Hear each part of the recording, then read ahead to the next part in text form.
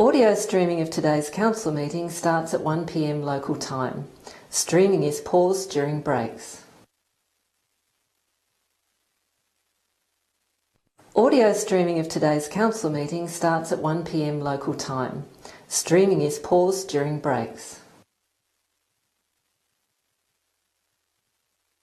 Audio streaming of today's council meeting starts at 1 p.m. local time. Streaming is paused during breaks. Audio streaming of today's council meeting starts at 1 p.m. local time. Streaming is paused during breaks. Audio streaming of today's council meeting starts at 1 p.m. local time. Streaming is paused during breaks. Audio streaming of today's council meeting starts at 1 p.m. local time. Streaming is paused during breaks. Audio streaming of today's council meeting starts at 1 p.m. local time. Streaming is paused during breaks. Audio streaming of today's council meeting starts at 1 p.m. local time. Streaming is paused during breaks. Audio streaming of today's council meeting starts at 1 p.m. local time. Streaming is paused during breaks. Audio streaming of today's council meeting starts at 1 p.m. local time. Streaming is paused during breaks. Audio streaming of today's council meeting starts at 1 p.m. local time. Streaming is paused during breaks. Audio streaming of today's council meeting starts at 1 p.m. local time. Streaming is paused during breaks. Audio streaming of today's council meeting starts at 1 p.m. local time. Streaming is paused during breaks. Audio streaming of today's council meeting starts at 1 p.m. local time. Streaming is paused during breaks. Audio streaming of today's council meeting starts at 1 p.m. local time. Streaming is paused during breaks. Audio streaming of today's council meeting starts at 1 p.m. local time. Streaming is paused during breaks. Audio streaming of today's council meeting starts at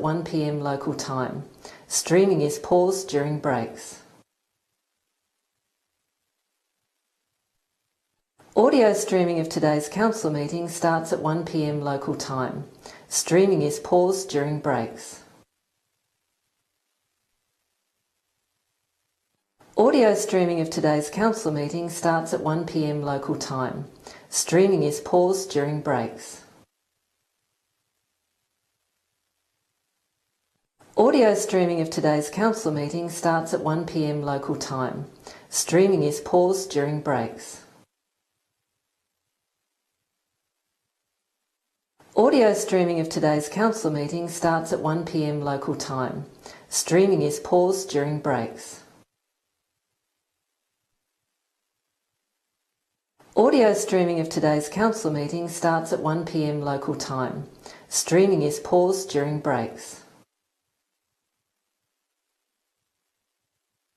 Audio streaming of today's council meeting starts at 1 p.m. local time. Streaming is paused during breaks. Audio streaming of today's council meeting starts at 1 p.m. local time. Streaming is paused during breaks. Audio streaming of today's council meeting starts at 1 p.m. local time. Streaming is paused during breaks. Audio streaming of today's council meeting starts at 1 p.m. local time. Streaming is paused during breaks. Audio streaming of today's council meeting starts at 1 p.m. local time. Streaming is paused during breaks.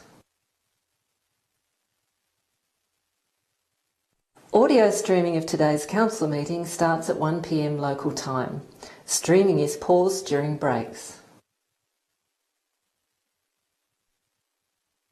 Audio streaming of today's council meeting starts at 1 p.m. local time. Streaming is paused during breaks. Audio streaming of today's council meeting starts at 1 p.m. local time. Streaming is paused during breaks. Audio streaming of today's council meeting starts at 1 p.m. local time. Streaming is paused during breaks. Audio streaming of today's council meeting starts at 1 p.m. local time. Streaming is paused during breaks. Audio streaming of today's council meeting starts at 1 p.m. local time. Streaming is paused during breaks. Audio streaming of today's council meeting starts at 1 p.m. local time. Streaming is paused during breaks. Audio streaming of today's council meeting starts at 1 p.m. local time. Streaming is paused during breaks. Audio streaming of today's council meeting starts at 1 p.m. local time. Streaming is paused during breaks. Audio streaming of today's council meeting starts at 1 p.m. local time. Streaming is paused during breaks. Audio streaming of today's council meeting starts at 1 p.m. local time. Streaming is paused during breaks. Audio streaming of today's council meeting starts at 1 p.m. local time. Streaming is paused during breaks. Audio streaming of today's council meeting starts at 1 p.m. local time. Streaming is paused during breaks. Audio streaming of today's council meeting starts at 1 p.m. local time.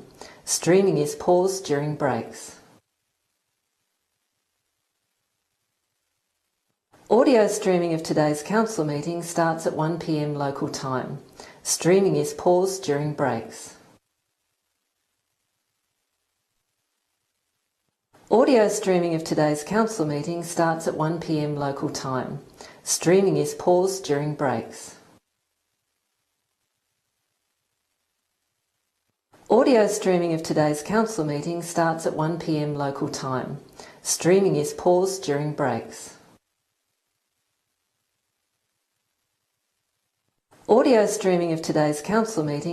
at 1 p.m. local time. Streaming is paused during breaks. Audio streaming of today's council meeting starts at 1 p.m. local time. Streaming is paused during breaks. Audio streaming of today's council meeting starts at 1 p.m. local time. Streaming is paused during breaks. Audio streaming of today's council meeting starts at 1 p.m. local time. Streaming is paused during breaks. Audio streaming of today's council meeting starts at 1 p.m. local time. Streaming is paused during breaks. Audio streaming of today's council meeting starts at 1 p.m. local time. Streaming is paused during breaks. Audio streaming of today's council meeting starts at 1 p.m. local time. Streaming is paused during breaks. Audio streaming of today's council meeting starts at 1 p.m. local time. Streaming is paused during breaks. Audio streaming of today's council meeting starts at 1 p.m. local time. Streaming is paused during breaks. Audio streaming of today's council meeting starts at 1 p.m. local time. Streaming is paused during breaks. Audio streaming of today's council meeting starts at 1 p.m. local time. Streaming is paused during breaks. Audio streaming of today's council meeting starts at 1 p.m. local time. Streaming is paused during breaks. Audio streaming of today's council meeting starts at 1 p.m. local time. Streaming is paused during breaks. Audio streaming of today's council meeting starts at 1 p.m. local time. Streaming is paused during breaks. Audio streaming of today's council meeting starts at 1 p.m. local time. Streaming is paused during breaks. Audio streaming of today's council meeting starts at 1 p.m. local time. Streaming is paused during breaks. Audio streaming of today's council meeting starts at 1 p.m. local time. Streaming is paused during breaks. Audio streaming of today's council meeting starts at 1 p.m. local time. Streaming is paused during breaks. Audio streaming of today's council meeting starts at 1 p.m. local time. Streaming is paused during breaks.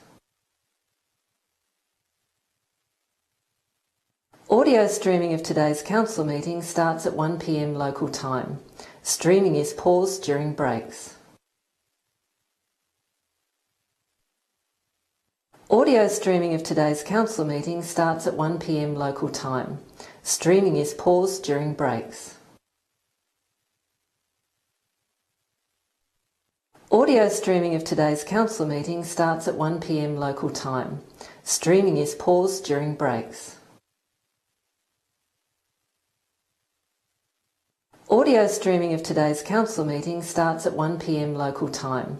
Streaming is paused during breaks. Audio streaming of today's council meeting starts at 1 p.m. local time. Streaming is paused during breaks. Audio streaming of today's council meeting starts at 1 p.m. local time. Streaming is paused during breaks. Audio streaming of today's council meeting starts at 1 p.m. local time. Streaming is paused during breaks. Audio streaming of today's council meeting starts at 1 p.m. local time. Streaming is paused during breaks. Audio streaming of today's council meeting starts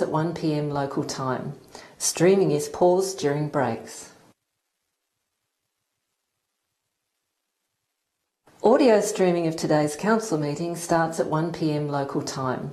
Streaming is paused during breaks.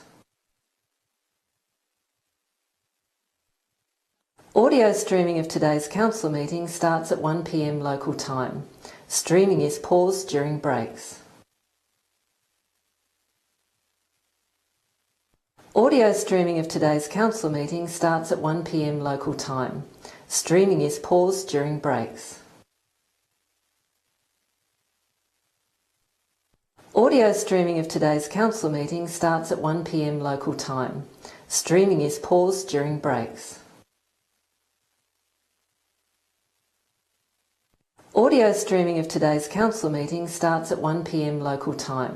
Streaming is paused during breaks. Audio streaming of today's council meeting starts at 1 p.m. local time. Streaming is paused during breaks. Audio streaming of today's council meeting starts at 1 p.m. local time. Streaming is paused during breaks. Audio streaming of today's council meeting starts at 1 p.m. local time. Streaming is paused during breaks. Audio streaming of today's council meeting starts at 1 p.m. local time. Streaming is paused during breaks. Audio streaming of today's council meeting starts at 1 p.m. local time. Streaming is paused during breaks. Audio streaming of today's council meeting starts at 1 p.m. local time. Streaming is paused during breaks. Audio streaming of today's council meeting starts at 1 p.m. local time. Streaming is paused during breaks. Audio streaming of today's council meeting starts at 1 p.m. local time. Streaming is paused during breaks. Audio streaming of today's council meeting starts at 1 p.m. local time. Streaming is paused during breaks. Audio streaming of today's council meeting starts at 1 p.m. local time. Streaming is paused during breaks. Audio streaming of today's council meeting starts at 1 p.m. local time. Streaming is paused during breaks. Audio streaming of today's council meeting starts at 1 p.m. local time. Streaming is paused during breaks. Audio streaming of today's council meeting starts at 1 p.m. local time. Streaming is paused during breaks. Audio streaming of today's council meeting starts at 1 p.m. local time. Streaming is paused during breaks. Audio streaming of today's council meeting starts at 1 p.m. local time. Streaming is paused during breaks. Audio streaming of today's council meeting starts at 1 p.m. local time. Streaming is paused during breaks.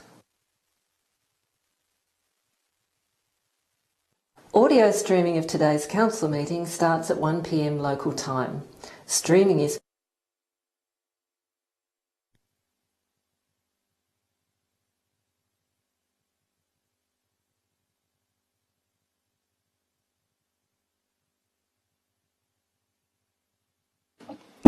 Good afternoon and a warm welcome to each and every one of you. Thank you for being here.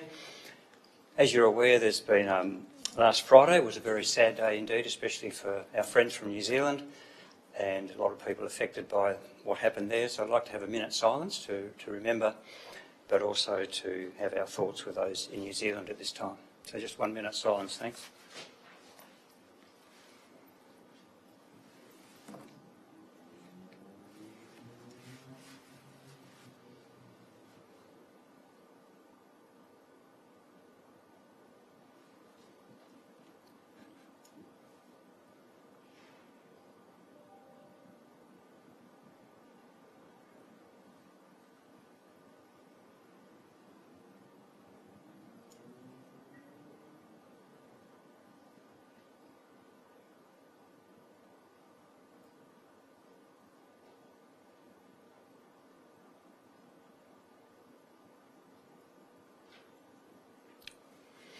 Thank you.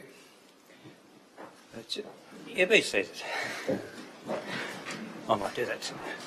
Just going to say a reminder that mobile phones, if you could have them turned off, as that can interfere with our recording, and a reminder we're on air, and that's the purpose of that sign up the top there, and we welcome those that may be listening in their office or at home, or wherever they may be. We welcome you as well.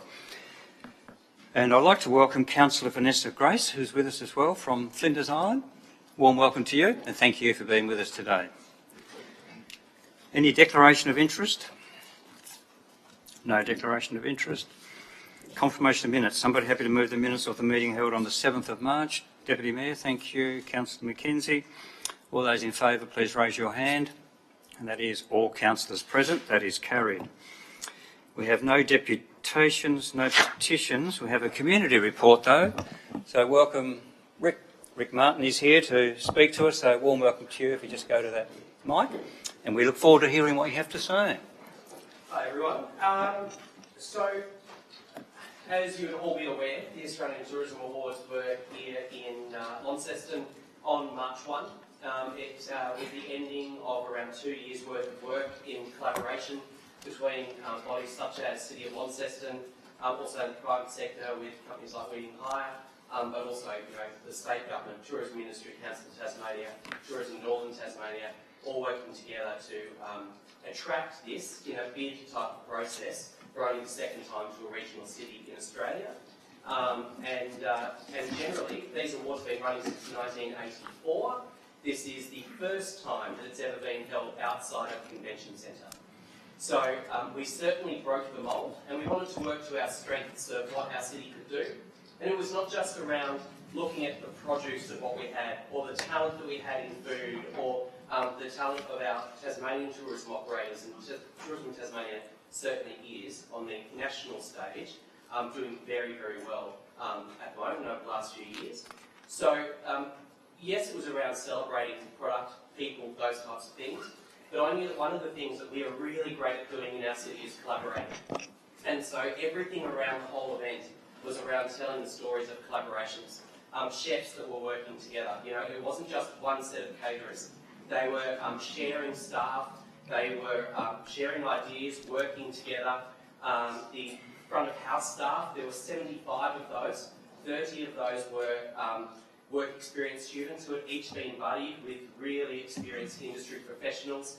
But then there's little stories that came just all, I don't know where to start, with the amount of collaborations that happened with every single person. The outcome of this event is that it has been labelled by most as the best tourism awards ever event since 1984. The major sponsor felt that Launceston has reset the benchmark on how an event can be held. And for me, that's also really important because it's not just about community, but it's also about economy. And one of the things that airports are also always trying to do is try to capture as many flights and services into a city as they possibly can. And when the tourism industry around Australia starts to recognise Launceston as a destination in its own right, not a second choice to Hobart when it's full, but one that is deserving of people to come to for that, we've got more opportunity to give for more air access into our space, equals more visitors, stronger economies through stronger visitation. But when it comes to the other cities that are coming after us now, the next one is Canberra, they now have to try and reach that same benchmark. And I know they're going to be challenged. And the reason they're going to be challenged is because one of the things that we do really well, in addition to product and talent, is that we collaborate really well. As an island, we are a clever city. We think of other ways of doing things when there are not other ways. Building a 1,100 square metre venue over the top of a pool was one of those because it was the best flat space that we could get to. And it had to be in that iconic heart and soul backyard that is so synonymous with Launceston. Last year it was held at the Optus Stadium in Perth. It was $1 billion stadium, but we knew that the gorge was priceless. We knew that could win hands down over that and really make sure that all of those guests left part of their heart in Launceston. So when it comes to collaboration, I did want to say thank you to the City of Launceston, who were an important part all the way through. But not only that, but people like Tracy Mallett, who was from City of Launceston, was my direct contact. She was part of the team, loading and filling up trailers and assisting where we can and making sure logistics, would assist. And this was all around can-do. And I know that the event actually had around $400,000 of in-kind work, which was just people in the community that wanted to step up. And that's going to make it really hard for any other city to match. So I guess my point of what I wanted to do was say just thank you to the City of Launceston for being part of it. Thank you for all the collaborations that took place, and thank you to the people of Launceston for also understandably giving us the opportunity to have their pool over those few weeks. And we do know that was an inconvenience, but this was an opportunity to do something extraordinary.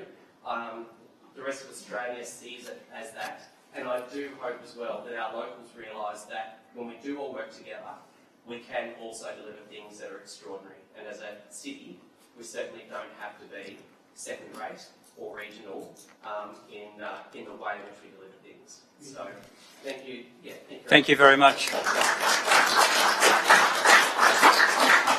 Thank you, Rick, and thank you for the part that you played in it, which was an extremely important part as well. We appreciate that. So it was absolutely a fantastic event, and I know recognised by everybody that was there as a great event and well run. So congratulations to you and the staff and the team. Thank you very much. Public question time. Any questions from the public? No? Yes?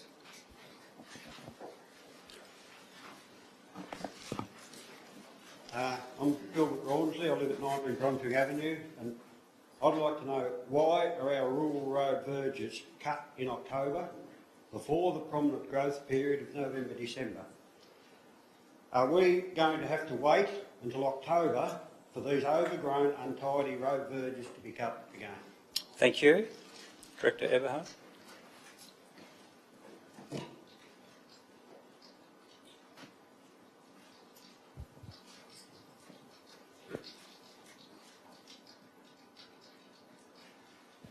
So the cutting of road verges take 2 to 3 months, and we generally try to finish up by mid-November, because once Tas Fire declare a fire ban period, we're not permitted to slash the roadside. So we're generally starting in October, trying to be done by mid-November.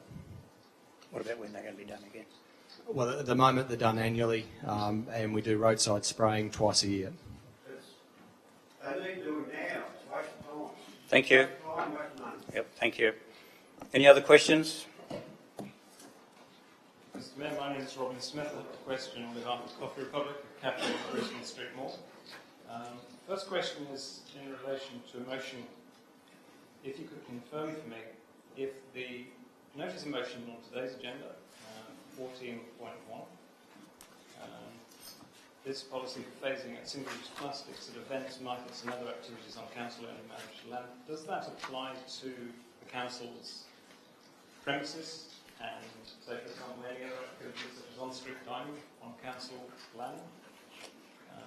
And if so, would that apply to such things as council's use of plastic for water bottles or... No, look, it's restricted. As the motion, I think, is quite clear, talking about council-owned and managed events, sponsored events. So.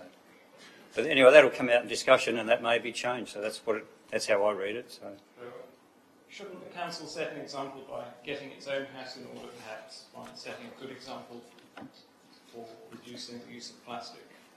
In the foyer in the customer service area, you have disposable plastic cups that we in cafes in Launceston could never get away with using.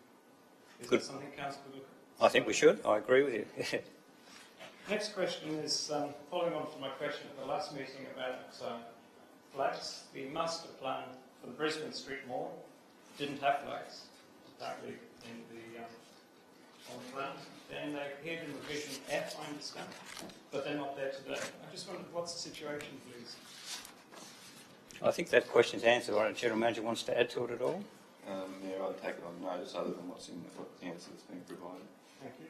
And third question, what's, bearing in mind City Heart may or may not have finished with the Brisbane Street Mall, I'm not quite sure if there is an end date, but is there anything left to do with the Brisbane Street Mall? It might come as a surprise to council that there is an opinion out there that perhaps the Brisbane Street Mall misses the mark, is considered to be perhaps short of the mark. Yeah, that is what some people say. I was talking to a businessman in town just on yesterday or the day before, and he said he thinks it's fantastic. So there's mixed opinion on it. I'd agree with that. It's not completely finished. My understanding is there's still some work to be done, but I don't know what detail that is. Do you want to, Director Everhart?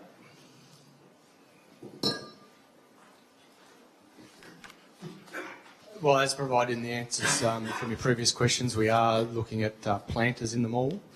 We're also going through a process with elected members in coming weeks around reviewing the outcomes of our City Heart project so far. Thank you. Any other questions? Thank you. So the public notice questions I notice are there for those that want to read them. Planning and under the Land Use Planning and Approvals Act of 1993, Council acts as planning authority in regard to items included under agenda item number 8. So we have 8.1. We do have a speaker for 8.1. So General Manager, if you could read out the rules, please. Thanks, Mayor. Only a resident and ratepayer or those on the City of Launceston electoral roll may address an item on the agenda. Before speaking, please state your name and address or property owned in Launceston. You may speak for up to 2 minutes. No extension of time will be permitted. You must speak for or against the recommendation and not ask questions of councillors or council officers or attempt to enter into debate with councillors or council officers. Statements can only be either made either directly relating to supporting the recommendation or arguing against it. Comments and statements are not to be defamatory, offensive or abusive or be designed to embarrass any person, including councillors or council officers. Statements are not to be repetitive of statements or points already made. Several people speaking on a common position should nominate a single speaker on their behalf. The Mayor may ask a member of the gallery to cease speaking if the above procedures are not followed. Following hearing the comments from the gallery, councillors will then consider the item. Thank you, General Manager. Peter Mankelo.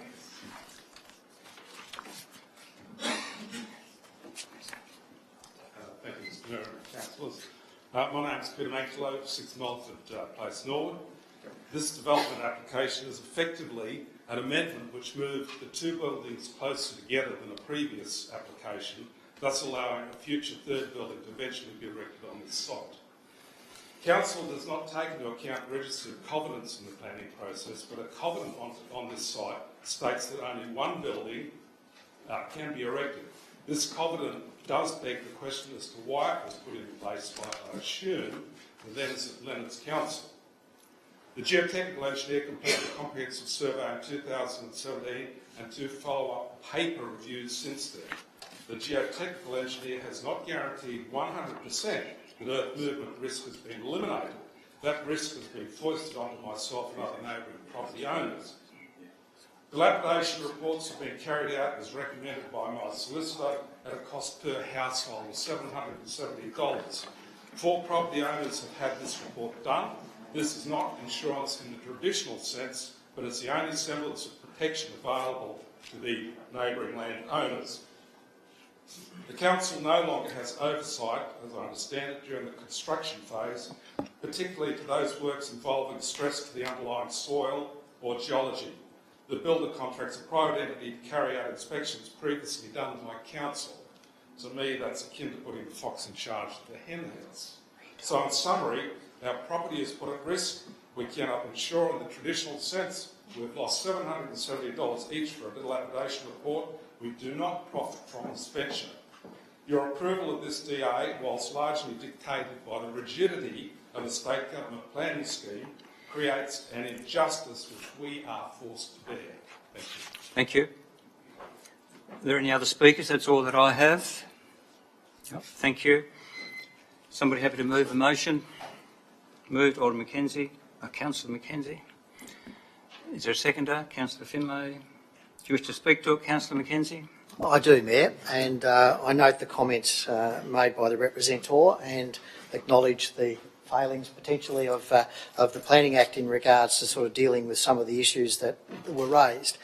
As I explained to them earlier, and I'll do again now publicly, when we are faced with a planning development application, we have reasonably stringent operations in which we can actually do that, which is under the Looper Act. As a consequence of that, we look through the decisions, we look through what the recommendations are from the officers of the council. They then assess the development application in accordance with the requirements of the Act and give recommendations, and under each of the items that are there for consideration, put their responses which suggest that either it's conforming or there is some discretion required. In this particular planning assessment, firstly, this is the second one. There's already been an approval, I think, for 2 units to be built. If there is a third one mooted, that will be the subject of a further development application and something that we can't take into consideration until such application is put in front of us. The reality of it is that when you look through this planning report, there is very minor discretions that are being asked for in regards to setback, 3.3 metres where 3.5, where 4.5, and looking at the structure of the street, it fits under the discretion. The geotechnical report, there's been a geotechnical report done in the previous application and been reaffirmed by the geotech geotech consultant in relation to this matter going forward.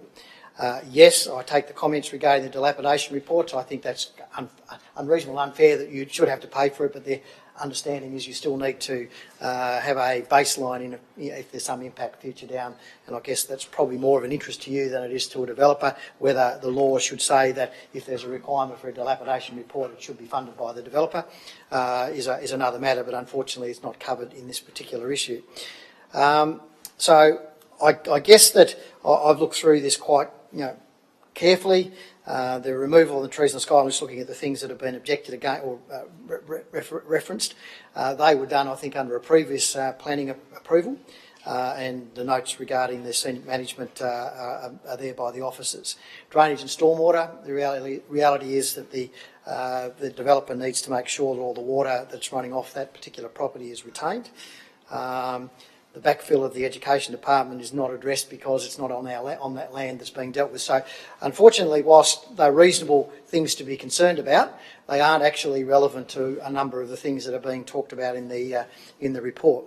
So, when I look through it and look at the relatively minor level of discretions that have been taken by the officers in making the recommendation, I can't see any basis on which we can effectively knock this planning approval back today. And in regards to the covenant, which is the other thing I just forgot to make mention of, that is a matter that needs to be dealt with outside of this process, and I think even in the planning report it actually makes comment about if there's a covenant there, that is something that's dealt with outside of the scheme of the Planning Commission. Thank you. Councillor Finlay.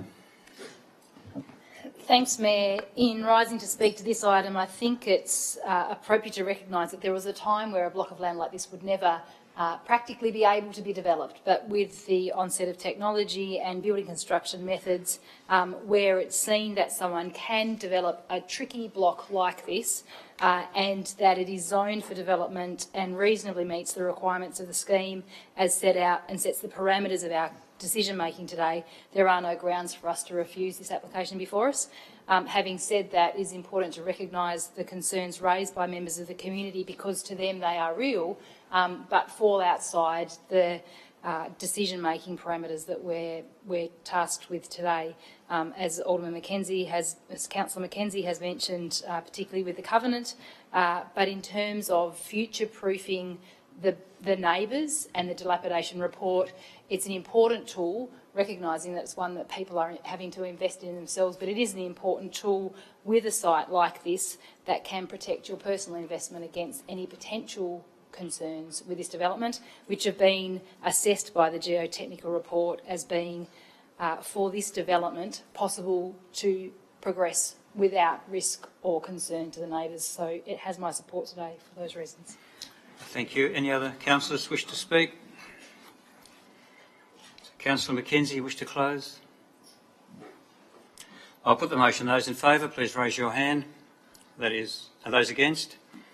There's one against, the rest are for. That is carried. Move on to 8.2, the bushfire-prone areas.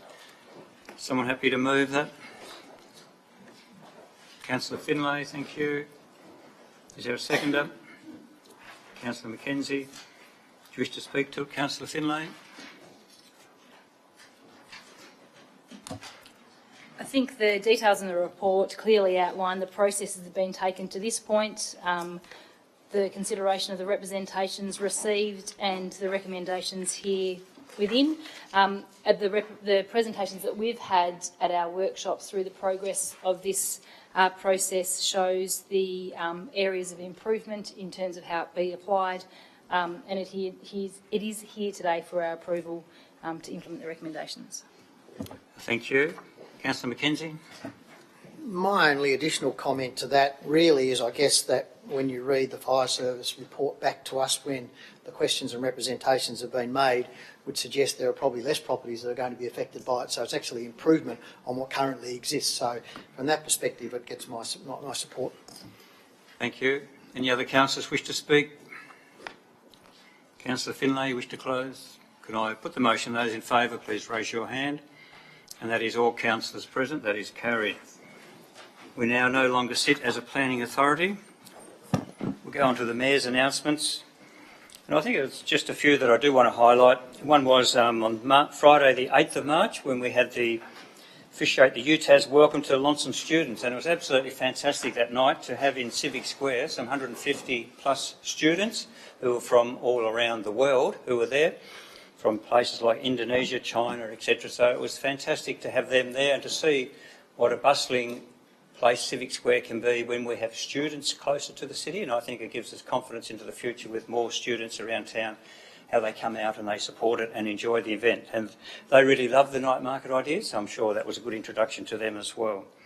And then obviously Friday the 15th of March to attend the Strictly Ballroom. Fantastic.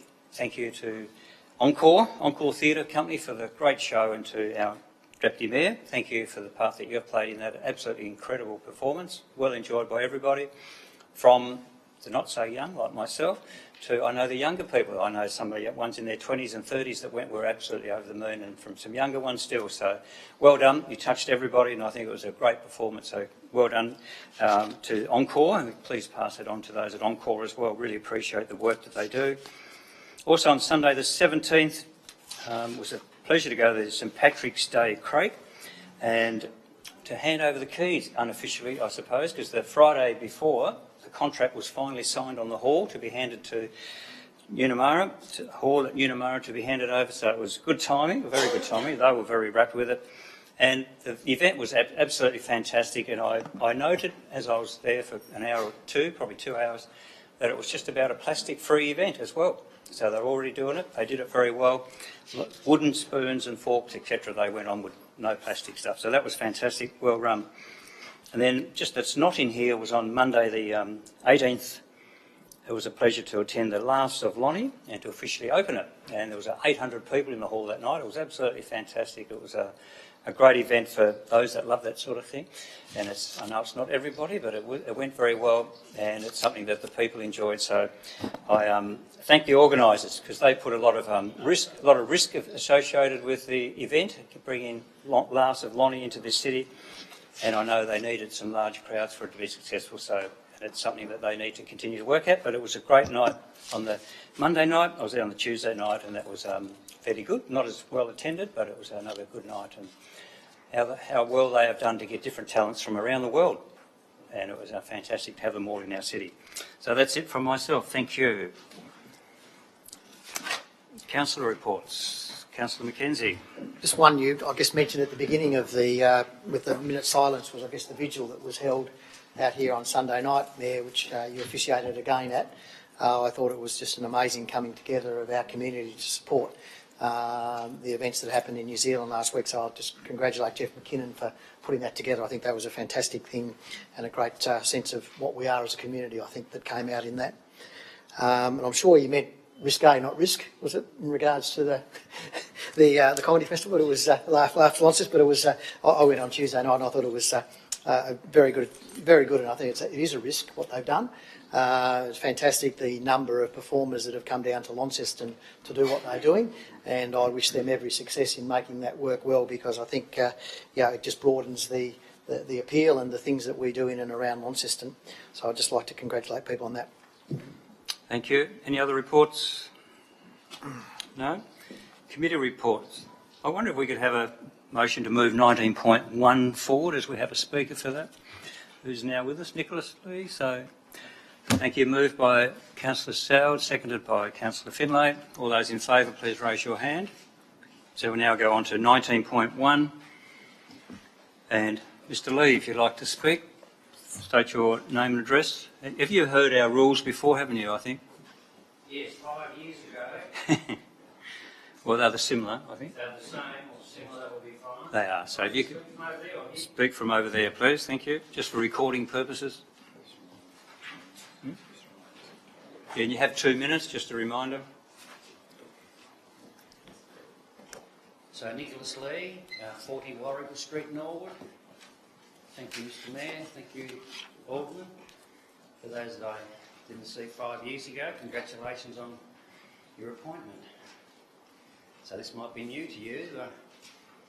Sorry I'm not that well prepared. I've had a couple of deaths this morning, so it hasn't been a good morning for the community.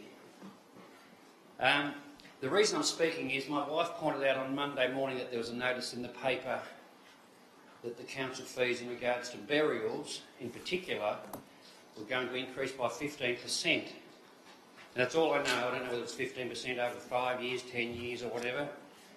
But just to remind you what happened back in 2012 or 13, I felt very strongly about this issue 5 years ago. As I was running along Cameron Street, I thought, gee, I still feel strongly about it, perhaps more strongly. In the year 2013, the fees went up by 286% on burials. 286%.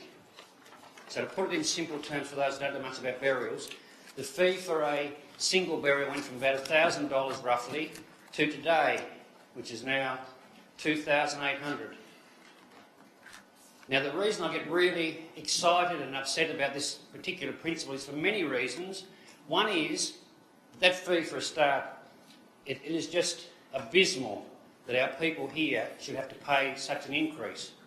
Secondly, this city was built by people who worked at the railway, at Coates Payton's, at James Nelson, and worked for peanuts. And I know, because my first job was at the railway as a time clerk. People work sometimes for 70 cents a day for wet allowance, for working out in the rain. Yeah, your time is up, so if you could close, it would be appreciated. I just find this to be appalling. I'll give you one last example. I had a man come to me. The main issue for me as a funeral director is in prepaid funerals, which are very, very popular. Someone comes into me and it's accepted Australia-wide, a prepaid funeral. They'll pay their funeral today at today's prices. With me it's about $6,000. They'll come in 4 years' time, it might be $9,000 with the present rate that the council are increasing the fees. So that's all I really wanted to say. Yep, thank you. So we have the motion 19.1. Someone happy to move?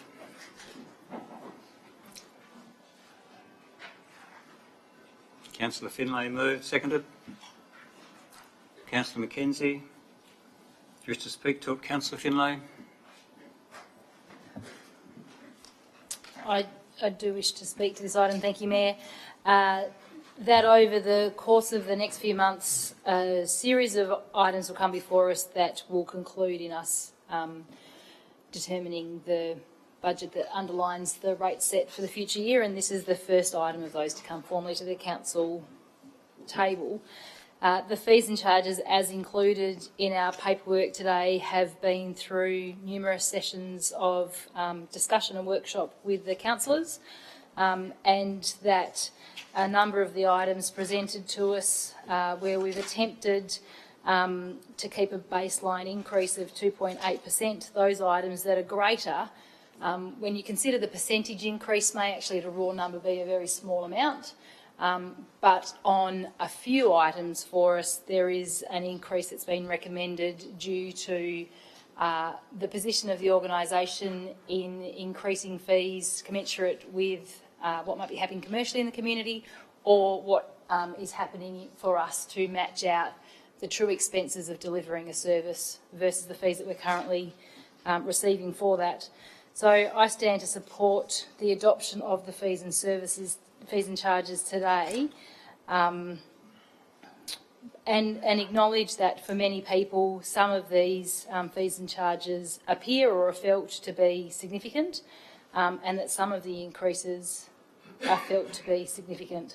But as the report outlines, there are a number of principles in how these have been raised, and the last dot point I think is possibly an important one to remember as well, is we gather the income for the organisation to deliver the range of services and projects that we have over a year in a number of ways, and just over 20%, 23% of the income that we raise is through these fees and charges, and it is one way that we as a regional leader are able to recoup income across the expenses of facilities that deliver services to the region. And so therefore, where we set a fee for a service that people from outside our municipal boundary might use those, we're able then to use that to continue to deliver that service. So there's a number of elements in here that people will go through with a fine-tooth comb, and we've already seen a number of pieces of public commentary around the fees and charges that we set. I think it's really important, as this is the first piece that hits the table that then waterfalls out into the other decisions that we make, that these are taken into the context of the overall budget of the city. They're also taken in context of the significantly heavy load of services that we have to deliver into the community, and it supports us to be able to fund that at a time where there are major challenges for us moving forward, that we need to be able to continue to fund the organisation through this portion of income with fees and charges, that we as an organisation remain sustainable and continue to deliver our community. So it's always easy to point out line items that we might not be immediately comfortable with, and it's always easy to say that something's going up by a greater percent than perhaps what we're looking for. But I think when taken in the overall context of what we're required to deliver into the community and the responsibilities that we have, and the opportunities we've had to workshop these internally, and aware of how it aligns with our long-term planning, that the fees and charges are set are reasonable for the City of Launceston going into 2019 and 20. Thank you. Question from Councillor Soward. Thanks, Mayor. To assist Mr Lee with his question, and I'm going to, with your indulgence, just quote from the agenda as a preference to my question. On page 66 it says, under the heading Car Villa, a new pricing structure has been developed which aligns the proposed pricing structure at Car Villa with the wider industry. The key elements of the proposed pricing structure are to continue to increase burial pricing by 15% annually, in line with other comparative cemeteries, to reduce cremation pricing to meet the market, and to increase ash placement pricing to match the cost of providing the service. My question is, Mr Mayor, do we consult with an industry? Is there a funeral directors industry? Is there an industry, a peak body we talk to? Or do we talk more locally with local funeral directors and businesses to guide our decisions on this sort of increase? Thank you. General Manager. Director McIsaac.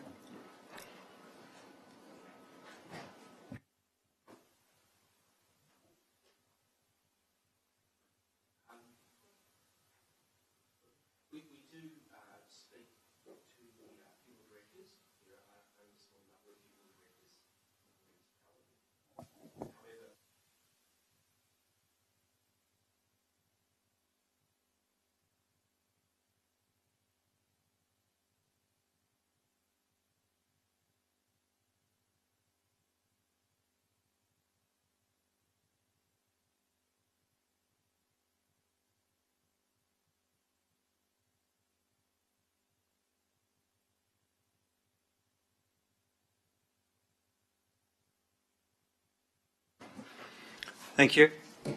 Councillor McKenzie.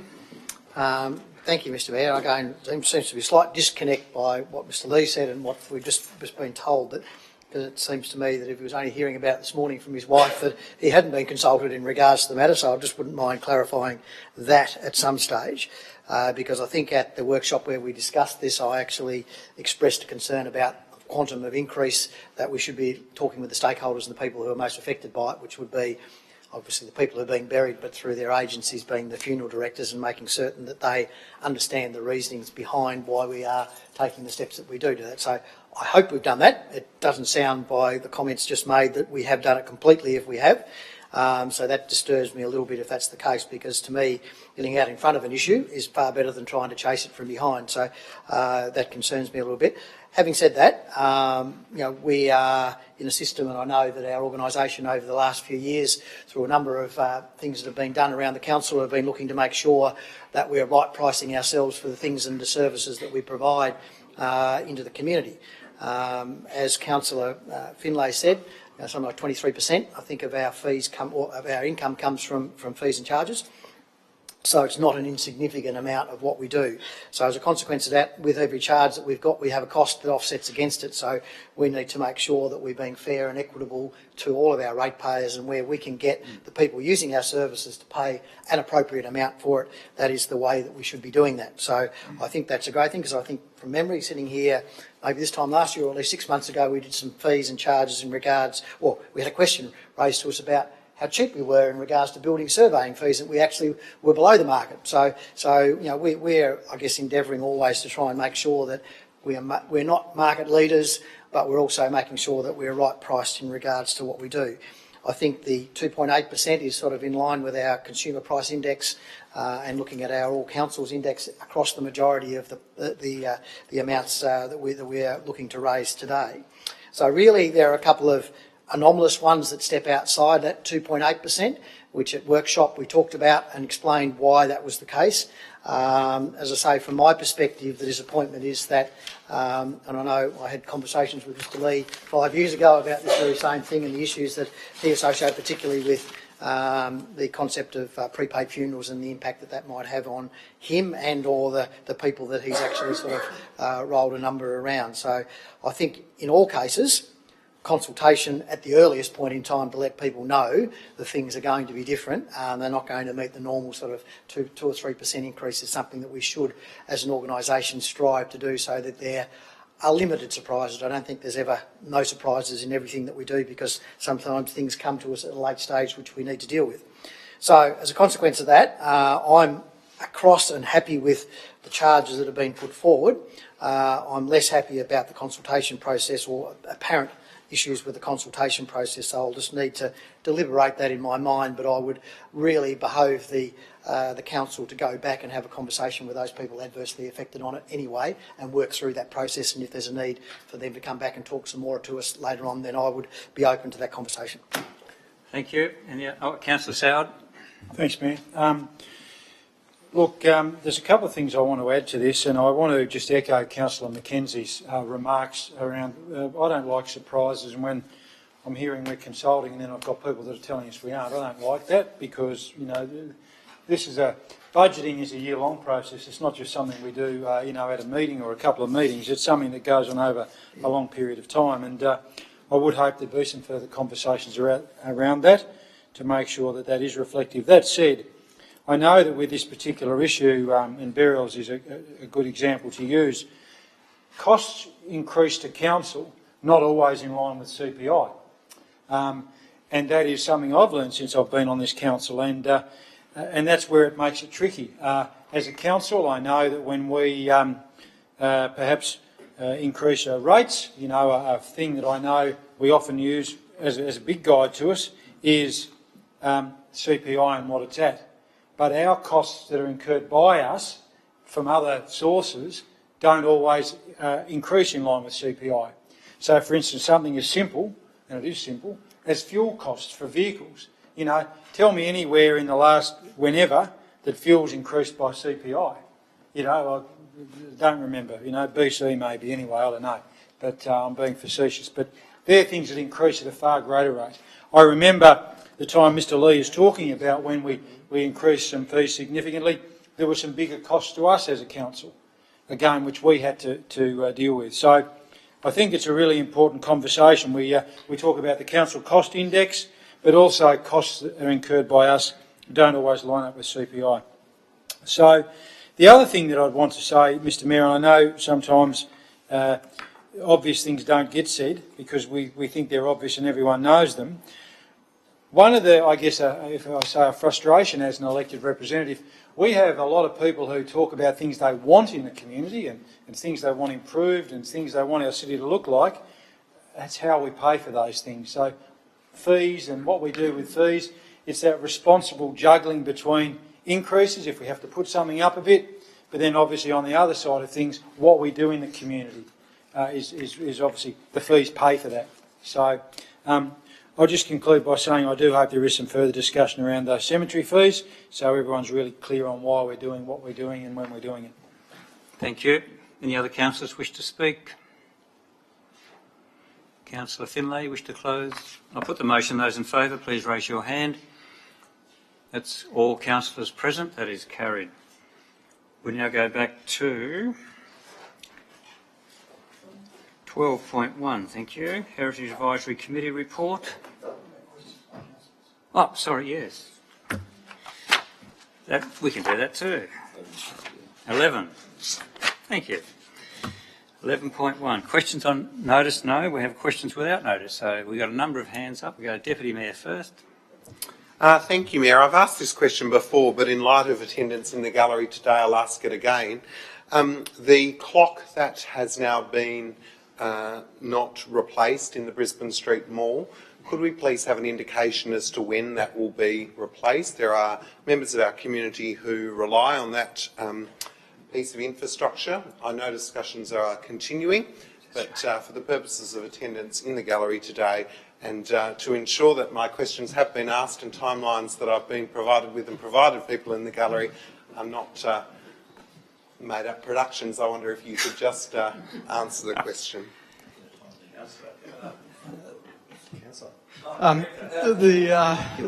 The clock was originally donated from the Lions Club, I think. We're still working with the Lions Club, and I don't believe we've got a decision about how they want to, if they want to replace the clock and what it would look like. The cost to refurbish the clock is the same cost as a brand new clock, and we're still awaiting from advice from the Lions Club. Thank you. Sorry, just and notwithstanding that this item has taken a few ducks and turns over the time, the original advice provided was that the clock was under someone's desk, had been misplaced and was being refurbished and was going to be reinstalled. That was the original advice provided. Let me rephrase the question. Will a clock be placed in the Brisbane Street Mall as per the consultation documents and the plans that were provided to our community that showed a clock on the designs for the Brisbane Street Mall? Well, I didn't give that original advice. It's not under my desk. But I don't know, Mr. The intent is we're going to workshop the outcomes of the projects. At the moment, it's sitting with the Lions Club. If the Lions Club don't want to place a clock there, then that's going to be a decision that we'll have to make. Thank you. Councillor McKenzie. Thank you, Mr. Mayor. Just given that Mr. Smith's still in the room, it's probably appropriate I just asked the question because I guess when I read the question regarding when did consultation take place regarding the flags in the mall, and I'm expecting this to sort of be on notice anyway, the question I would ask is, should the flags be in the mall, and was it an oversight in regards to what we're doing, and maybe we should come back and say, is it appropriate that we should have the flags replaced back in the mall? Because I must admit, when I went through it, and I won't say that I missed it, but I did miss it, I wasn't aware that we weren't putting the flags back at that point in time. So I'd just like that to be taken on notice to see whether that's something that we should be considering to replace. The second thing, just in regards to the Brisbane Street Mall again, I see the City Heart project as an ongoing thing, and we continue to evolve, and when things are put in place we continue to look and we continue to challenge and we continue to see whether there are improvements that we can do. So I would like to think, again, ask the council, I mean the planters are going in, but an ongoing review of the effectiveness of the mall and things, and taking on board comments that are now made. Because this was done on a huge consultation process a number of years ago, and I still think that even though you think you've got it right, you do it, you build it the way that the consultation says we should build it, there are still issues when the final product's there which would suggest that we should continually be taking on. So would the General Manager be happy to take that under review? Thanks, Mr. Moore. Mr. Mayor. Mr. Moore. I've been sick, so I'm just getting back to speed. So it certainly is an ongoing process. The Heart project is a long way from completion, and it's more than just a bricks and mortar construction project, as we're well aware. Obviously, there's an activation component as well as the construction element of it. It's certainly proposed, and it's a good project management that we do review the work that we have undertaken, and there is a workshop scheduled for next Thursday for us to do exactly that in respect of the Brisbane Street Mall, and certainly we do intend that we would consider that feedback which was alluded to earlier today, and certainly we've all received as council representatives over the past few months. Yes, so I think is the answer. Thank you. Councillor Mackenzie. I did have a third question, which again emanated from a comment or a question that was raised by the gallery earlier, just in regard to the road verges and our mowing thereof. I travel from Launceston to Bridport quite frequently, and I know driving down the Lilydale Strait, there's a crossroad that comes in there, which there was a fatal accident a few years ago, and I must admit the height of the verges are actually quite unacceptable in my view if I'm trying to get a vision out of some of those side roads. So could the council review its processes in regards to its road verge mowing procedures to ensure that we manage that from the point of view of public safety?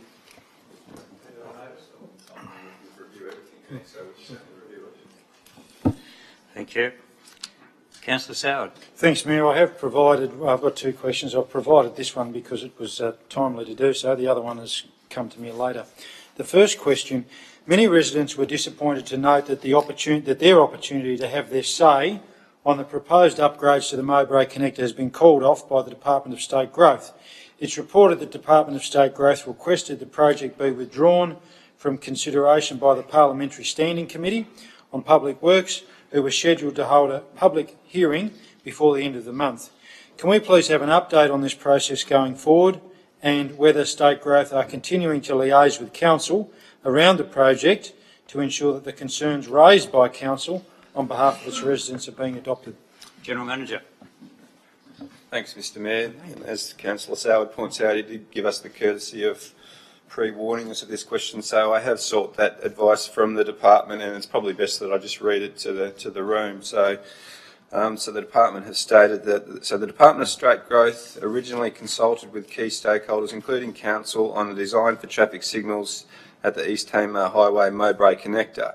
The design was open for community consultation in June 2018, and feedback from the community and stakeholders identified that a roundabout was preferred. Community feedback has been taken on board, and design work has now been finalised for a roundabout at the East Tamar Highway Mowbray Connector.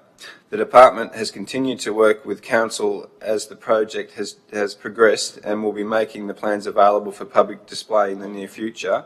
The project has been withdrawn from consideration by the Parliamentary Standing Committee for Public Works because the design for the roundabout has been refined and the revised cost estimate has fallen below the threshold for referral to the committee of $5 million, I believe. So that's.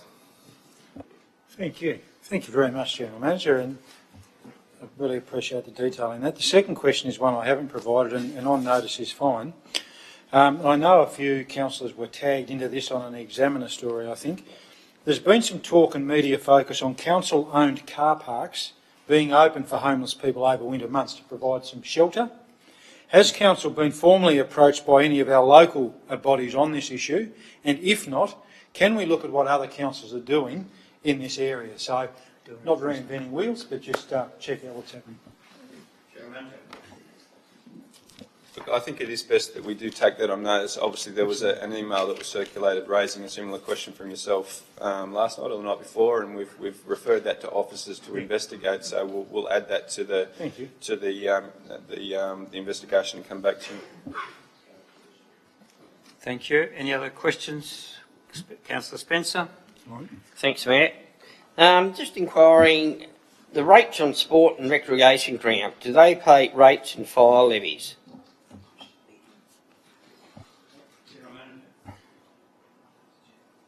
We'll have to take that on notice. Take it on notice. Thank you. Councillor Walker with it? No? Any other councillors with a question? Thank you. We'll move on to 12.1, Heritage Advisory Committee meeting. Somebody happy to move that? Councillor Mackenzie, seconded Councillor Walker. Wish to speak to it, Councillor Mackenzie? I think I actually spoke to it at the last meeting, you so I don't think I really need to repeat that, other than note that there was a desire for the Heritage Advisory Committee to actually present to a workshop. I guess for those that are new to the council, it would be good information on what the Heritage Advisory Council does. Councillor Walker?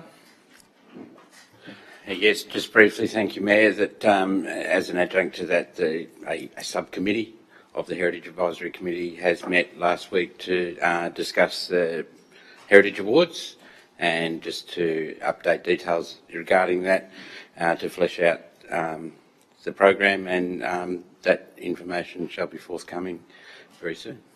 Thank you. Thank you. Any other speakers?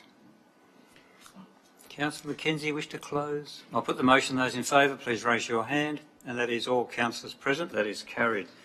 13.1, the councillor workshop report. Moved Councillor Finlay. Seconded Councillor Stojanchek. Wish to comment or speak to it, Councillor Finlay? I actually would like to, and I think it's appropriate, just to note that of the workshops that we hold, normally they're in-house and shared in our normal format of workshops, but the one that's there noted, the strategic planning session for the councillors, I think it's useful for the community to know that we're progressing toward that idea of the 4-year plan and setting ourselves our own tasks that we'll make ourselves accountable to. And I think the way the process was facilitated and the engagement of the group definitely bodes well for a great 4-year term from this group. So, worth noting. Thank you. Councillor Finlay. Councillor Stojanchek. Any other councillors wish to speak? I'll put the motion. Those in favour, please raise your hand. And that is all councillors present. That is carried. Item 14.1, Councillor Dawkins. Moving. Seconder. Well, quite a few hands go up. Councillor Stojanchek. Councillor Dawkins, just to speak to it. I do. Thank you. I'm absolutely delighted to rise today to bring this motion to Council. There are some who would say that we haven't gone far enough, or I haven't gone far enough with this motion, but I think it really does bring an opportunity for over the next couple of years for this motion to be superseded if it's passed today and subsumed by another motion which may then phase out single-use plastics on council land completely. Humans have a waste problem. Every mature economy has a problem with waste reduction measures and recycling capacity. And every emerging economy has a huge burden of failure of infrastructure systems and rubbish removal. The City of Launceston has commenced waste reduction measures, and if this motion today passes the table, we will progress along that continuum. We have had success with FOGO, with the waste transfer station and with recycling. Now it's time to reduce single-use plastics, starting with council-sponsored events and events on council-managed land. And I'll just add here that I think it's entirely appropriate for council chambers themselves in this building to also adopt this. Having spoken with officers and staff, nobody believes that would be a problem at all. It's a small change in procurement practices. This motion offers a 3-year time frame for those events to remove single-use plastics from their practices. By the time this group of councillors has completed this term, this motion could be in place. This means items like plastic cutlery, plates, cups and straws will need to be replaced by a variety of bioplastics and paper products readily available and being used in many events already. Events like Party in the Paddock, who have turned their event from one without a sustainability policy into one which sorts soft plastics, has a policy in place to restrict single-use plastics from food vans and stall holders, and one which has had buy-in from festival goers to really take charge of waste produced by the event. In fact, every single person who goes to Party in the Paddock as a camper gets their own bag to be able to sort out their own waste items, and everybody does it. It's gone from being a festival which had zero interest really in what happened to the waste to one where every single member has buy-in. And Green Music Australia has been an instrumental part of that change, but it's really exciting to see how quickly that change has been made, and it's been in a matter of 2 years. Harvest Community Farmers Market and a festival called Panama have had zero single-use plastics policies built into the foundation of their events, and Festivali has been a late but keen adopter of sustainable practices. It's time for Council to adopt the same policies as our responsible events and to roll out the success of the grassroots event practices into the whole community. This bottom-up approach, where the community has proven it can lead and guide Council on how to work towards best practice approach. This motion has very little impost on Council officers tasked with implementation, as after all, there are already requirements for event sponsorship and events on council-managed land, and this will simply be one addition to the list. Where contracts are in place at the Aquatic Centre and UTAS Stadium, for example, I would expect the long lead-in time to enable unsustainable practices to also change. Water stations in place of unsustainable single-use water bottles After all, selling bottled water is nothing more than a business in selling plastic bottles, one of the most cynical and damaging exercises in capitalism this planet has ever seen. The flow-on effects are manifold and they're devastating. Our oceans are polluted, fish and bird life are starving to death with stomachs full of plastic. The now infamous dead-beaked whale which washed up on a beach in the Philippines last week had a stomach full of plastic and died from gastric shock. The images of birds feeding plastic pieces to their offspring are dire. Our food is no longer safe and our bodies cannot break down plastic pollutants. Microplastics are found in our stomachs and intestines, in our lymph systems, our blood and in our livers. Our beaches, even the remote beaches in Tasmania, have microplastics mixed with sand. In fact, scientific sampling conducted by IMAS found that Bichonneau to have the highest concentration of microplastic filaments from all sites tested, earning the sad victory of having higher concentrates than Sydney Harbour or Port Phillip Bay. Nowhere is immune from plastic pollution. I have been contacted by many enthusiastic community members to support this motion and hope for further reforms, especially considering the likelihood that the Hobart motion will very soon become a bylaw. What I wanted to do here today was to take the next step, one we could all get behind, one that would ready event organisers, food and beverage providers for the inevitable removal of all single-use plastics. We have a chance here today to show our community we are listening, that we will act and that we understand there's still more to do. I trust that I have your support and we can take this next step together. Thank you. Councillor Stojanczyk. Thank you. Today I stand to support the motion before us and I commend Councillor Dawkins for bringing the motion to the Council. Plastic production and pollution is a major contributor to climate change. It can take thousands of years to degrade, takes up valuable space in landfill, is polluting the natural environment and is having a significant impact on our oceans. Every piece of plastic ever produced is still in existence today. It's estimated that 50% of plastic is single-use and does not get reused or recycled, even though most plastics are recyclable. In researching this motion, I've spoken to businesses who provide only biodegradable or compostable crockery and cutlery. There are many businesses and food vans who have already made the change with little or no impact to their bottom line. From my research on the cost of conventional versus compostable or biodegradable products, it appears the price difference is around 4 to 6 cents for a basic coffee cup. It's my belief that there's not that much sensitivity in the market, that businesses can't increase their prices by this small amount if necessary. If you consider that we're talking mainly about events at this stage, then remember every vendor at the event will be subjected to the same regulation, so it effectively levels the playing field. I frequent many businesses and attend many events which only provide plant-based bioplastics. I've also attended many events and festivals which are completely waste-free. As Councillor Dawkins pointed out, Panama sets the gold standard for this. They only have 2 types of bins on site, one for compost, which has all the food waste and crockery and cutlery, and another for recycling cans and bottles. The sum total waste from both this year and last year's festival, which were 4-day festivals for 1,500 people, could fit in the palm of your hand. This is now achievable with biodegradable and compostable products more readily available, comparable in price. There is no reason why they can't be used for all events. As the demand increases, the price will drop further as well. Climate change is very real and it's time we do everything we can to minimise our impact on the environment and to help ensure a sustainable future for our children. Thank you. Councillor Soward. Thanks, Mayor, and I'm delighted to support the motion and commend Councillor Dawkins for bringing it forward. There's a couple of things I want to highlight and drill into the motion. And I want to, again, commend Councillor Dawkins on starting in a logical place for me, and that is with the event side of things. I followed the discussion in Hobart and the subsequent media very closely around that and the angst that caused because it did some different things, whereas Councillor Dawkins has quite rightly started with events and council land, which I think is a really sensible place to start. And the other thing that I really liked too was the significant lead-in time, because obviously businesses and things and out there can be contracts in place that can't be changed tomorrow. This is a really good lead-in time in my view. Drilling into Councillor Dawkins's notice of motion, one of the interesting things whenever you put a new idea forward is sometimes there can be resistance to that.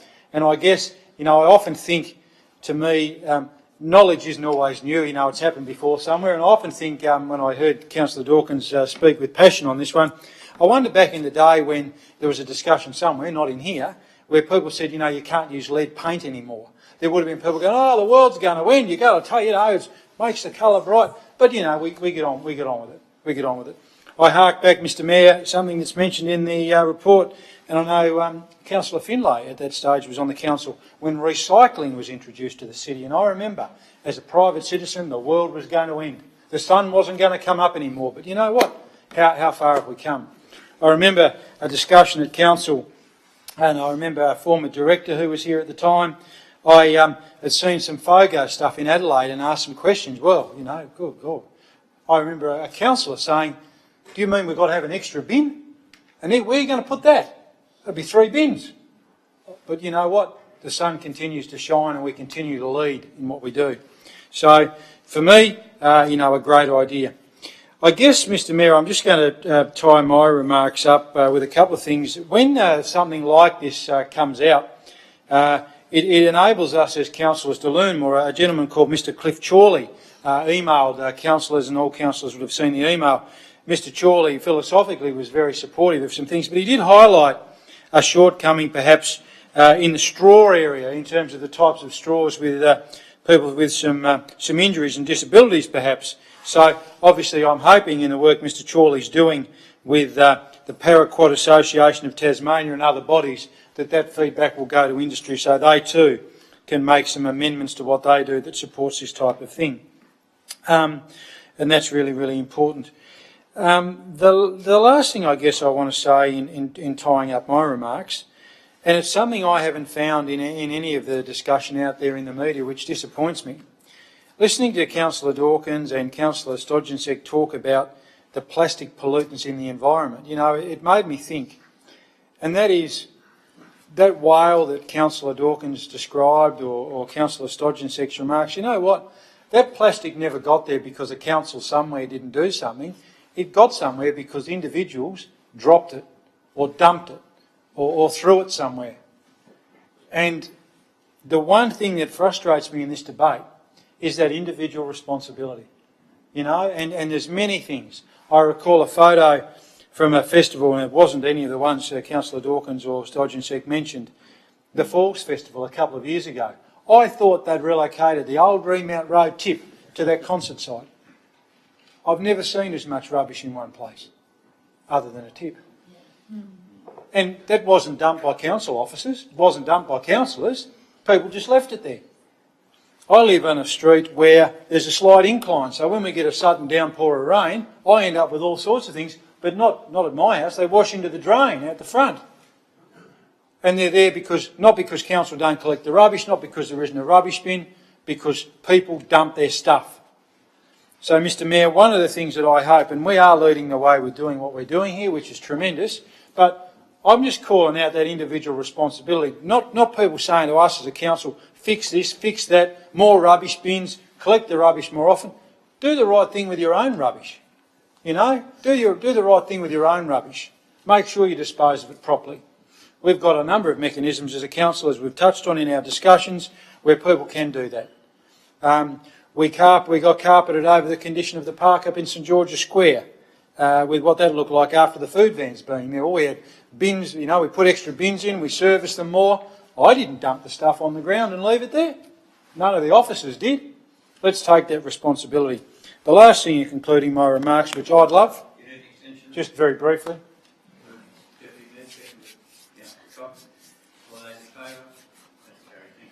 My wish with this issue, Mr Mayor, and one that I brought to council probably 7 years ago now about a deposit scheme, because I felt so passionate about a deposit scheme on plastic stuff.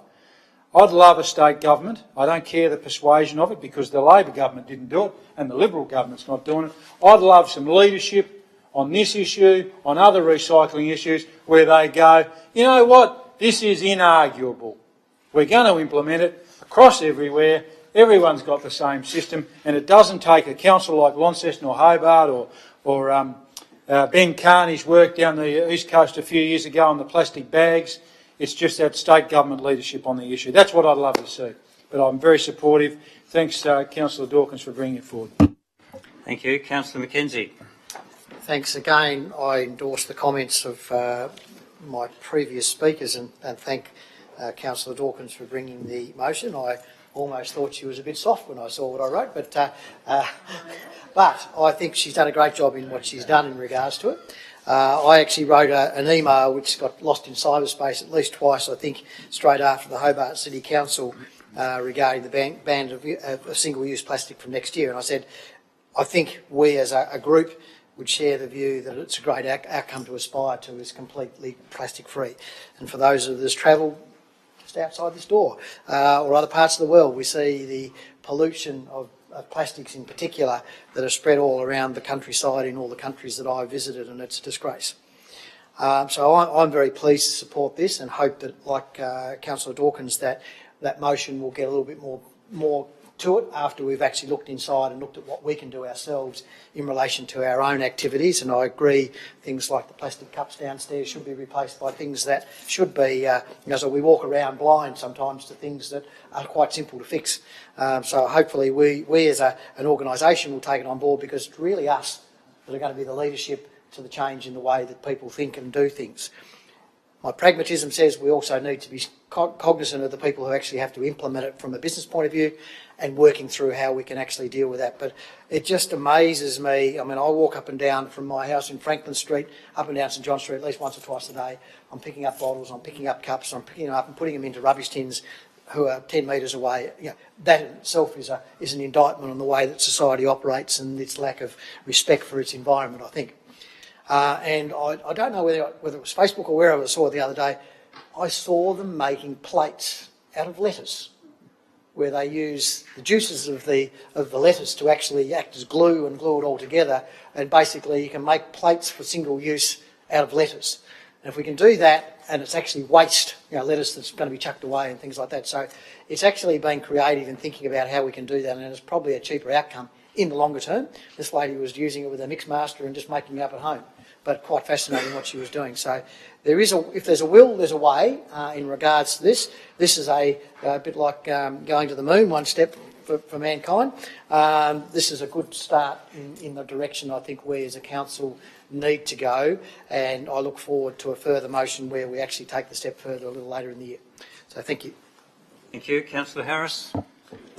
Thank you very much, Mayor, and also I'd like to add my congratulations to Councillor Dawkins for this motion, and perhaps just look back a little bit that on Anzac Day 2003, Ben Carney announced to the world that he was having a ban on plastic bags at Coles Bay. And as Paul Kelly said, from little things, big things grow. And it didn't take long for Ben's idea to take off around the world. 2004, he was named Environmental Excellence Award. In 2005, the National Australia Day Council Local Hero. In 2013, the Plastic Bag Act of 2013 in Tasmania banned lightweight bags. So just from Ben's single action in a little town on the east coast. We then saw in 2018 Coles and Woolworths ban them on the mainland. And they, of course, had much of trouble of remembering to take their shopping bags out of the back seat and into the supermarket, and so they started handing them out free ones. And our proud Tasmanians sort of said, well, we got over that years ago, get with it. And I do feel that this is what will happen with this motion as well. I did have many other things that I wish to comment on, but most has already been covered. But I will just second Councillor Soward's suggestion on bottle recycling fees. I think it's a great idea that we should have a fee on each bottle so that we do pick up that roadside waste. Thank you. Thank you. Councillor Walker. Thank you, Mayor. Yes, and I do rise to support this motion that's been brought forward. The tide of change on our wasteful ways is very slow to turn, but this is an excellent start for the council. We're all guilty and complicit in this world of convenience, and as Mr. Robin Smith points out, the council included. But it's great to see that this motion receiving support around the table. we all know the rhetoric surrounding this issue. We've seen the TV programs. You can't miss it. We know the damage that we are inflicting upon ourselves and the world around us. But people do want to make a difference. People do want to have options to make the right choices. I've volunteered as a waste manager at Panama Festival for the last 3 years, and so I've seen that at work. I've seen people wanting to make the right choices when they're holding a biodegradable fork in their hand and they're looking at the compostable and they're looking at the recyclable bin, trying to decide where to put it. All of those things are compostable.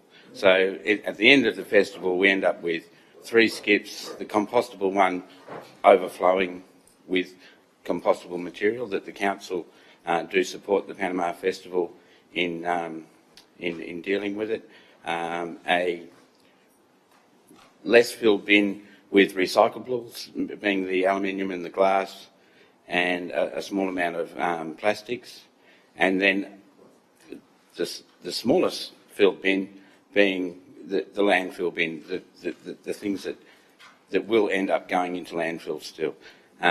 So people do want to make the right choices, and this is about bringing those choices forward, I suppose.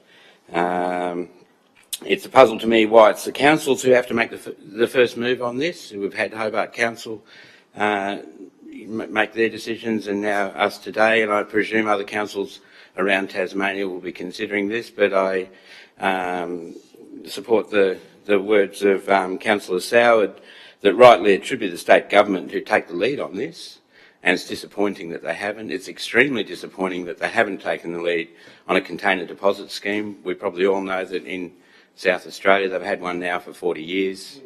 Their recycling rates, put every other state to shame. Even the other states that have introduced a container deposit scheme have a long way to go to catch up. It's an opportunity for clubs and societies to make significant income. And of course, most importantly, it actually removes this rubbish from our environment. It may be because the council is closest to the people, but we're also closest to the problems. And this is a fundamental problem in our society. But it's not a puzzle that is difficult to solve. And this is the first step forward to lead the way for our community to begin these changes. I'm really hoping that someone comes forward and tells me that the council's business is really roads and rubbish, because in this case we can say that yes, you're right, and that's what we're doing. And we'd all like to live in a world where recycling is the norm, where the waste is minimal, and where landfill is the last resort. That's where we'll go as a council, as a city, hopefully as a state and as a country. So it starts here, and it starts here today for this council. I commend Councillor Dawkins for her excellent work on this motion, and I don't even think I have to implore my fellow councillors to support this step towards true sustainability. Thank you. Thank you. Councillor Dakin. Thank you, Mayor. As nearly all my fellow councillors have said, I congratulate you, Councillor Dawkins. A fantastic nomination coming forward, and nearly everything's been said that I was going to say, so I'll quickly take a different approach. We have an opportunity today as a council to show true leadership. The opportunity to simply lead by example. This is easy to preach, but harder to practice. We must keep that in mind moving forward, especially with our business community in the future. I believe the motion is the first step that shows the council as a true leader in the important future of our environment. I think we should not only be looking at the food containers that with our events and our festivals, we should also be looking at the merchandise that we so often forget about. But, as always, the devil is in the detail. And this, as I said, is not to penalise businesses, like another council looks like doing, but it's to continue the awareness of single-use plastics, educate all, and I see it a step in becoming a plastic-free city. This motion is a very sensible approach to ultimately achieving this, and that's why I support this motion. Thank you. Deputy Mayor. Thanks, Mayor, and I too will be supporting the motion, but I've taken a different stance, and that is I don't think that this is the start of the journey. What I think this motion does is shines the spotlight on the amazing work that's already being undertaken in our council and in Northern Tasmania through the Northern Tasmania Waste Management Group and through our own council staff. We have been setting the agenda, funding the agenda, implementing the agenda, and importantly implementing education programs and grant programs that move our community to an informed, educated and able to implement model whereby the reduction of waste is of paramount importance. So I think what this notice of motion does is it provides some structure, and for me that's exciting. It provides the opportunity not only to investigate but to implement a framework. And I think where we have real ability to be a leader is to help event organisers, to help not-for-profit groups, to help the business community in embracing this new way of operating.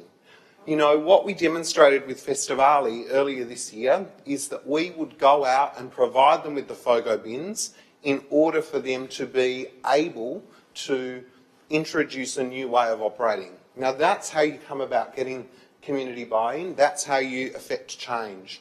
What an amazing council and event policy would be if we had bins, if we had a service agreement with a waste management provider, if we had education resources, if we had opportunities to really work with people who are at the coalface delivering these events to affect change. And that's where I think this framework and the opportunity to implement change could really be, could be tested and could show true leadership.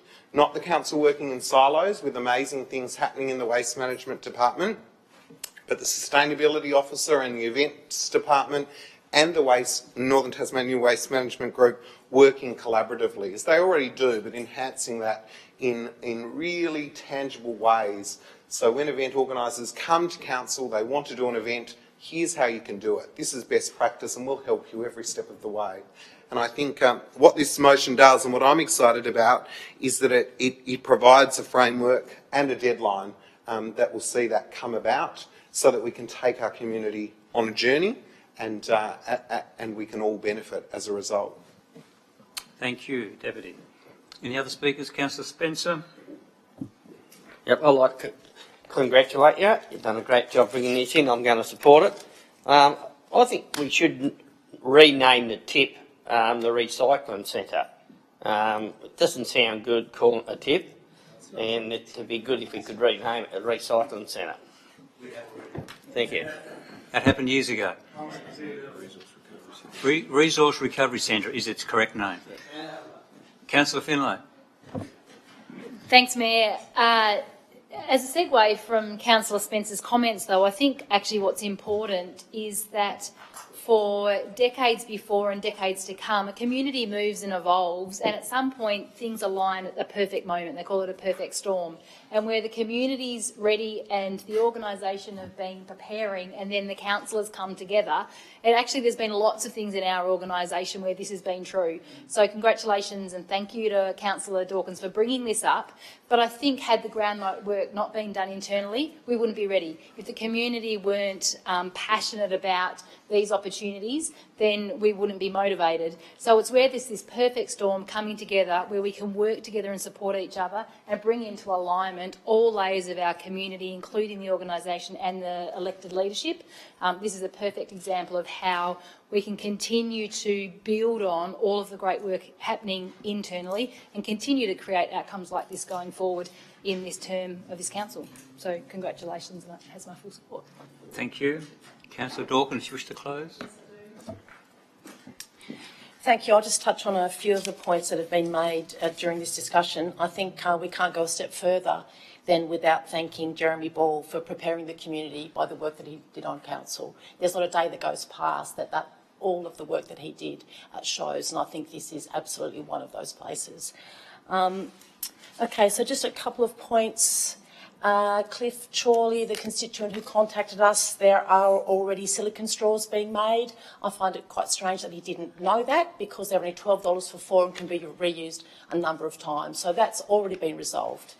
As far as individual responsibility is concerned, when Councillor Sowell touched on this, it's something that I understand that position, but I also think that we have to remember that for so long in Tasmania, people from different political persuasions have used the environment and pitted conservatism and perhaps environmentalism or more progressive policies in that way that maligns the environment. They've allowed people to continue to use our natural environment as a dump. So many times, and I'm sure Councillor Walker would agree, I've been out to bear witness at a coop that's about to be clear-felled, and you will find washing machines, you'll find huge amounts of household waste just thrown into the forests, and it's never really changed in Tasmania. We hope in the next decades this will change and that people will start to regard the natural environment in a different way, but it has been really something that people have used to their own ends, and I think we're all the poorer for that. As far as Councillor Mackenzie touching on some of the amazing advances, I also saw something on Facebook. We can now grow coffee cups from gourds in paper frames. It's the most incredible thing. You just have the mould of paper, you plant the gourd seed, give it the right environment, and you can grow a coffee cup. I mean, that is sensational. Probably going to cost a bit, probably not being manufactured in this LGA. But these kind of ideas, one of them will stick, or some of them will stick. We have to keep trying, we have to keep pushing. And we know that the problems that we face today with this transition into being a more sustainable community, some genius out there is going to resolve it for us, and it might be a coffee cup grown from a gourd. I think it's really important to remember not only the waste aspect of recycling and reducing waste, but it's also, of course, the oil production that goes into making the plastics to start with. Crude oil puts enormous amounts of carbon into our already polluted environment. So anything we can do to cut down oil production or cut down plastic production is going to be a huge benefit. It's going to take a lot of councils around the planet to make that happen, but I've always been a believer in starting where you are, and this is certainly where we are, and I believe that we do have the support today to pass this motion. So I thank you all from the bottom of my heart. Thank you. I will now put the motion. Those in favour, please raise your hand. And that is all councillors present. That is carried. We move on to item 18.1. Moved Councillor Mackenzie. Seconded Councillor Finlay. Do you wish to speak to it, Councillor Mackenzie? I do, because I just want to comment. I was going to make that comment that Councillor Gibson made a few minutes ago. I think that we are leading the way with the Northern Waste Management Group and what we're doing in Council, because we're one of the leaders of that group. So I think I come out in support of the additional levy, because it's not actually about spending more money on recycling so much. It's actually educating the community. A large part of this is actually teaching people the very things that we've been talking about for the last 10 or 15 minutes. So the Waste Strategy Group, I think, is a fantastic group and is doing some great things in this community, and therefore I support this in continuing their good work. Thank you. Councillor Finlay. Any other councillor wish to speak? I'll put the motion. Those in favour, please raise your hand. And that is all councillors present. That is carried. 19.2, proposed annual plan and statutory estimates budget. Councillor Finlay moved. Seconded Councillor Soward. Do you wish to speak to it, Councillor Finlay? I do, thank you, Mayor. This is the opportunity that Council have to receive the documents in draft and to invite a community period of consultation around the annual plan and budget. And I just wanted to speak to those quickly, but also just to confirm that the overview document's the public document as well, isn't it? Perfect. And the purpose I wanted to check that as an attachment to our agenda is that I really encourage anyone that's wanting to make a submission on the budget or the annual plan to read that document, because it doesn't just provide where many years ago we might have provided the raw documentation around our statutory estimates for people to review, and it's complex. And we have, we're years into the process of understanding where we're at financially, but when someone picks up that document and reads it and again interrogates line items, it might make sense in the context of the overall financial plan of the city. So the budget overview document particularly steps you through what are our priorities, what are the principles that underline the positions that we've made, and as you go through the documentation also have notes around different elements of it. So anyone that's looking to make a submission, I highly recommend that. And I just want to acknowledge the work, and we do this regularly, but I think it is important, acknowledge the work that's been done, particularly in the more than 12 months now since the General Manager's been on board, where we've got our long-term strategic asset management plans and long-term financial plans, and now our corporate plan being prepared. And that really sets the groundwork that all of these things now come out and we know why we've got them there, and it supports us to make those hard decisions included in the budget. I also want to acknowledge, and it's something that Councillor Gibson has talked about many years preparing for annual plans, that in the annual plan it says that we've got 35 actions across the priority areas. And it's really important that there's still a big number, but it's few. And it says what are the critical focus points above basic operations and the ongoing operations where the council is focused.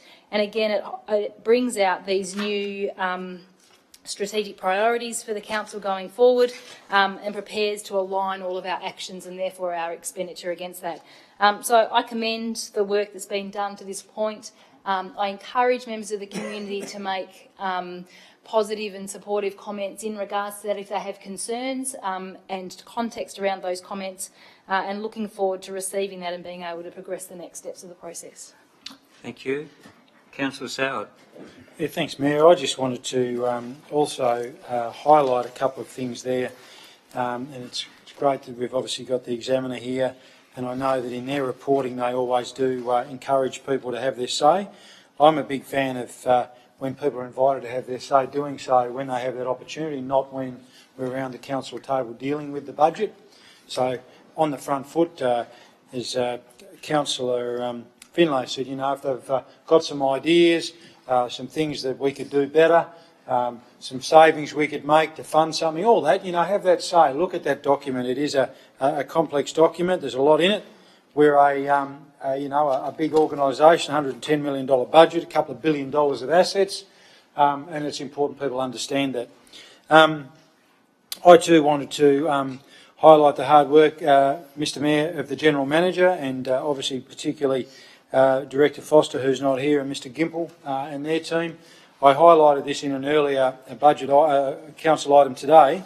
Again, this budget isn't something we do in a month or a week. It's something that's almost a year-long process. It's a lot of work, and I keep coming back to the General Manager's PowerPoint at last year's AGM, where he highlighted all of the things that we're doing that cost lots of money, that make our city one of the best regional cities in the country. So it's really, really important that people take this opportunity. When I first got onto council, I know there's others that have been here longer than me, we didn't always do this process of releasing it and consulting. So this is something, again, we're doing. But please, and I'm saying to, I'm sure the thousands of people listening live at the moment while I'm speaking, Mr Mayor, have your say now rather than waiting till the thing's out and then you get on the radio or somewhere and, just take it as an opportunity to sit on the keyboard and whack the council. Have your say now. Be constructive. Councillor McKenzie often talks about bringing solutions, not problems. Well, if you see something we're not doing that well, give us some ideas and make our city better. Thanks. Thank you. Councillor McKenzie. Thanks, Mr Mayor. And again, I commend this report to the public as well. Again, we're, I guess, officially releasing it to public today if we vote that way, but I guess it's been out in the public realm for at least a week when the papers were actually loaded up and been reported by the Examiner. Again, the cynics out there would say, well, you're really not really wanting to consult with us anyway, but you're just doing it to sort of rubber stamp it. I would say to people, you know, you can take that view and do nothing, but nothing will change if you decide to do that. So your opportunity is, if you do have an issue with what's in the budget, and again, to take my words from Councillor Soward, you know, actions speak louder than words. So the reality of it is, if you've got a view, have it, but also come up with a solution. Look, everything that's there is a matter of view. Our officers, the councillors around this table, the councillors before them have been doing a lot of work on where the council's been going for a number of years, four-year planning strategy, all that sort of stuff. So there's been a lot of work go into it. The reality of it is, if you're out there in the public and you might or might not agree with a particular element of the budget, we're happy to hear from you in relation to that. But if there's money to be spent or to be taken out of the budget, we need to actually be able to replace that somewhere, because this budget isn't volumes of dollars. In fact, it actually budgets on a loss on an operating sense at the end of this year. But I would say to people, yeah, be cynical if you like and say it's not worth it, so don't do anything. That's fine. So you'll never be hurt. That's easy to be done. But if you do genuinely believe that there are some things in the budget, put the submission in. We as councillors will be provided with those submissions for us to look at and adjudicate whether we think there is some further activity that the budget needs to deal with before we make our final submissions in relation to it. So this is a real consultation process. I appreciate it's not as long as anybody would like it. If we had 2 months, it would be better. The reality of it is, we only have a short span of time in where we can actually do these things and put these things together. Because if we don't do it properly, then we'll end up with a half-baked job in the first place. So I commend, and I know the hours my good friend up there spends on doing the budget, particularly when he doesn't turn up for lunch on time when I expect to see him, and other things. But and I see him wandering out of this building late at night after having sort of machinated over them. So there's a lot of hard work that goes into it by him and his team, and Louise's broader team. So I commend this to the community for them to consider. Thank you. Any other speakers? Councillor Finlay wish to close? I'll put the motion. Those in favour, please raise your hand. And that is all councillors present. 20.1, Launceston Flood Authority. Moved, Councillor McKenzie. Seconded, Councillor Harris. Wish to speak to it, Councillor McKenzie? Look, I think we did discuss it at workshop, and I think the information is provided for everybody to read in the public, but I think that the Flood Authority has a purpose because of the way it's funded, so therefore we need to keep it there, but we now need to look at it on an ongoing basis as it represents what we need to do going forward in a post-build phase. So I agree with the proposal that's there. Thank you. I have a question from Councillor Dawkins. Thank you, Mayor. Look, my question's relating to the tracer analysis of sediment redistribution of the Tamar Estuary. It was a report that I don't believe ever saw the light of day, that the Flood Authority some years ago commissioned. I don't expect it to be released if it's never going to be released, but I just would like to know that whatever the contents of that report were, that they will be taken into consideration for any future thought of raking, because we know that raking is difficult. It doesn't always work. We haven't seen the sort of flows we need for real success for raking. It will come back. It's just a matter of how long. So I just want some assurance that we're not going to make the same mistakes again.